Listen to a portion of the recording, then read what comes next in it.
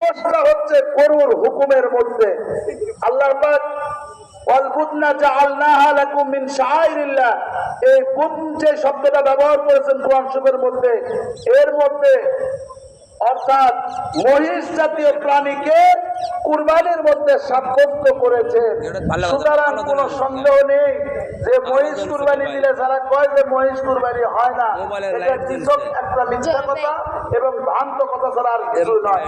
এজন্য মহিষ কুরবানি দিবেন, মহিষ কুরবানি জায়েজ এবং মহিষের মধ্যেও 7 ভাগ দেওয়া যায়। এখন আসলো আকিকার বিষয়। আকিকার বিষয়টা হচ্ছে অনেক মানুষ আছে দেখা যায় কুরবানির টাইমে আসে আকিকার একেবারে খুব আকিকা দেওয়ার জন্য তাদের মন উতলায় পড়ছে। আপনি কুরবানির সাথে আকিকা দিবেন কেন? আলাদা আকিকা দেন। আর আকিকা দিলে বরকত, আপনার সন্তানের হায়াত বৃদ্ধি পায়। আকিকা দেওয়া সুন্নত। কবে সুন্নত?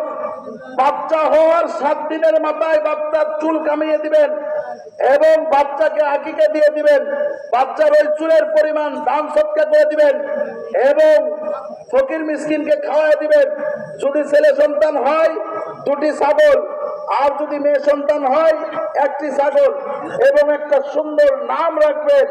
এটা বরকতের জন্য আকিকার ব্যবস্থা করা হয়েছে। এইভাবে যদি দোয়া করে দেন বরকত হবে, আপনার সন্তানের হায়াত দারাজ হয়ে যাবে, আপনার সন্তান নিরাপদ হয়ে যাবে। এটা হচ্ছে আকিকার নিয়ম। হ্যাঁ, আকিকা ওই সকল লোকেরা কুরবানির সাথে করবেন যাদের সন্তান হয়েছে কয়েকদিন আগে, দেখা যাচ্ছে কুরবানিও চলে আসছে, তাহলে কুরবানির সাথে দিলাম, আলহামদুলিল্লাহ, কোনো সমস্যা নাই। আকিকা কুরবানির সাথে দেওয়া যাবে, কিন্তু আকিকার জন্য আলাদা একটা ভাগ দিতে হবে, কুরবানির জন্য আলাদা একটা ভাগ দিতে হবে। ওই এক ভাগে কুরবানি এবং আকিকা এটা জায়েজ নাই। এজন্য যদি কেউ কুরবানির সাথে আকিকা দিতে চান তাহলে অবশ্যই তাকে 2টি ভাগ দিতে হবে।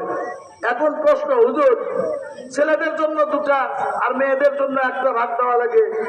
এখন যদি কোনো ব্যক্তি তার আর্থিক সামর্থ্য কম, সে যদি ছেলের জন্য 1টা ভাগ দেয় তাহলে হবে কিনা? অবশ্যই 1টা ভাগ দিলেও হয়ে যাবে, কিন্তু সুন্নত যে জিনিসটা আপনার সামর্থ্যবানদের জন্য, কিন্তু গরিব মানুষ যদি হয় তাহলে তার জন্য কোনো সমস্যা নেই। সামর্থ্যবান যদি হয় তাহলে তাকে 2টাই ছেলের জন্য আকিকা দিতে হবে। বুঝতে পারছেন?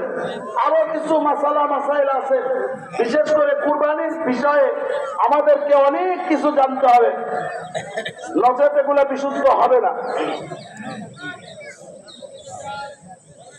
কুরবানি বিশুদ্ধ হওয়ার শর্ত বলি। কুরবানি বিশুদ্ধ হওয়ার 2টা শর্ত। একটা শর্ত হচ্ছে ইখলাস, লিল্লাহিয়ত থাকতে হবে। আপনারা লিল্লাহ বোর্ডিং এর কথা শুনেন না? লিল্লাহ বোর্ডিং যে বলে, লিল্লাহ বোর্ডিং কি জন্য বলা হয়? লিল্লাহিয়ত মানেই হচ্ছে যেখানে একমাত্র বিশুদ্ধ আল্লাহ পাকের নিয়তেই আপনাকে কুরবানি করতে হবে। 2 নাম্বার হচ্ছে নবীজি সাল্লাল্লাহু আলাইহি ওয়াসাল্লামের দেখানো পদ্ধতিতেই আপনাকে কুরবানি করতে হবে। যদি নবীজি সাল্লাল্লাহু আলাইহি ওয়াসাল্লামের দেখানো পদ্ধতিতে আপনি কুরবানি না করেন তাহলে সেটা কুরবানি হবে না। হযরত বাররা ইবনে আযিব রাদিয়াল্লাহু তাআলা আনহু থেকে বর্ণিত, উনি বলেন, মান যাবাহা সুম্মা নুসুকুহু ওয়া আসাবা সুন্নাতাল মুসলিমিন, যে ব্যক্তি কুরবানিটাকে ঈদের পরে করবে সেই